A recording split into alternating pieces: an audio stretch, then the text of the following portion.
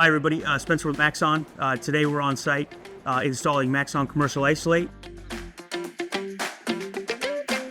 Maxxon Commercial Isolate is a great product for treating chemically abated slabs to isolate those chemicals from coming in contact with either your floor patch, your flooring adhesive, or your floor covering in general. So when installing Maxxon Commercial Isolate, some of the things you'll need is protective glasses, PPE, a high-speed mixing drill, a 5-gallon Helix epoxy paddle, and either one of two types of roller, a non-shedding 1/4 inch or a 3/8 inch nap roller, a paint rolling stick, a paint tray, and then you can install Maxxon Commercial Isolate. When mixing Maxxon Commercial Isolate, use a paint stick to scrape the edges to make sure there's no heavy solids around the edges. Break those up a little bit, and then you'll mix part B until all those solids are broken up and intertwined within that mix. Once it's all combined together, you can then add part A, which comes in a clear bag that sits in a cradle on top of part B in the 4-gallon kit. You'll mix for 2 to 3 minutes till it is intertwined, and it'll be a flat red color, and that's how you know you have proper mix. You're gonna take your isolate and pour it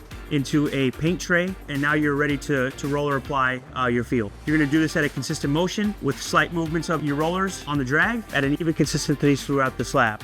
One thing to also keep in mind is if you have any crevices or pinholes, is to hit those with chip brushes before you run it over with the roller. If you're applying a second coat, the isolate needs to be tack free before you can apply. Typically the next day you're ready for install.